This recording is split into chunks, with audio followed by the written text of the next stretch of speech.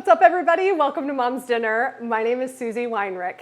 Here, we're helping you feel successful at dinner time. So if that sounds good to you, we would love to have you subscribe to the channel and turn on notifications. So today, I'm actually going to share with you how to make garlic butter steak bites. It's a great way to have steak during the week when you don't want to drag out the grill and make a whole shebang out of it, buy some expensive ribeyes.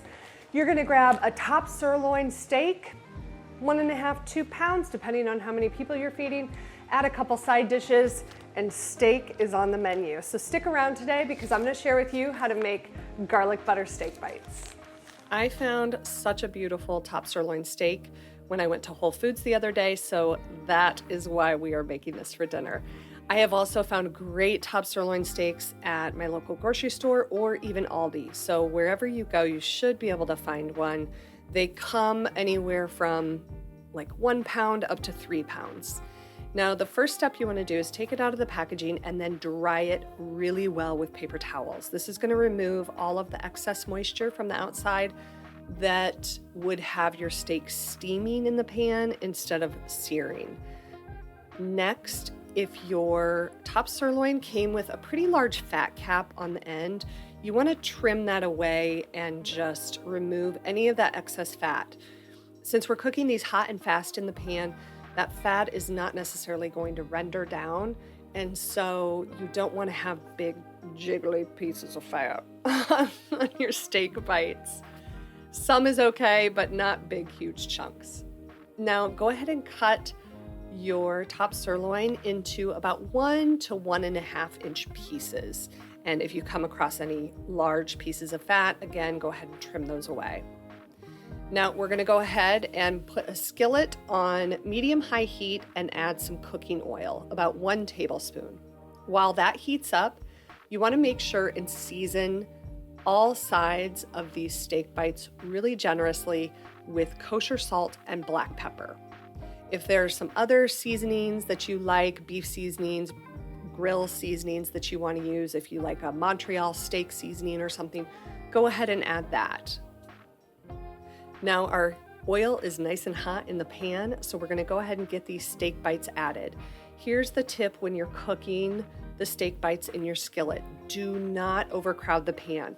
You want to only add a few steak bites at a time, so you may have to do 2 batches or 3 batches to sear all of your steak bites, which actually is totally fine because each batch is only going to take about 2.5 minutes. You want to sear one side for about 1 minute, flip them over, sear them for another minute, and then for that last 30 seconds, I like to just kind of toss them around the pan, and if there's any sides that need a little extra browning, then I go ahead and turn them to that side at this point. Then once they're all done, you can remove them from the skillet to a plate and just set them aside and continue to cook all of your batches until all of your steak bites are done and your skillet is empty. At that point, you turn the skillet down to medium low, because the next step includes raw garlic, and we do not want to burn that garlic. So now you're going to prep some rosemary and some garlic and some butter. If rosemary is not your jam, you could absolutely use thyme instead of rosemary. But you'll need 2 teaspoons of fresh chopped rosemary, and make sure you get it minced up really well. And then we're going to chop up 5 to 6 garlic cloves, and again, make sure you mince those up really well. Now you're going to get 4 tablespoons of salted butter added to that skillet and get it moved around the pan so that it starts melting down. Then we're going to add in all of that garlic, and we're going to add in 2 teaspoons of that chopped rosemary. We're just going to get that sauteing around the skillet so that the garlic starts to become fragrant. And while you're stirring, start scraping up any of those browned bits from the steak. Scrape that up into the garlic butter sauce. That is pure flavor.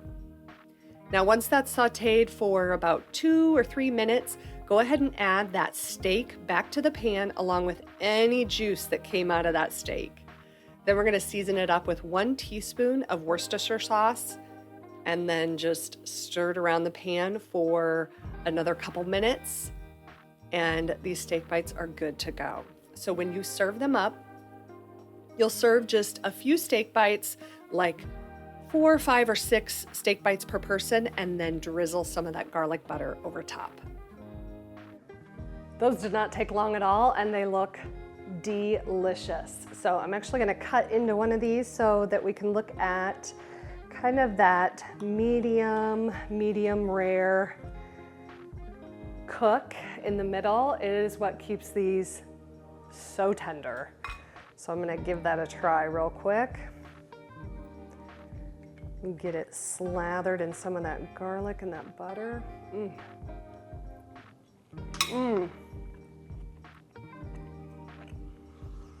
Those are tender and flavorful. I'm gonna actually pair these with baked potatoes and some asparagus tonight, and we're gonna have a little steak dinner at home. So I hope that you give these a try in your kitchen and that they help you feel like a success at dinner time. Join me next week for another dinner recipe video. See ya.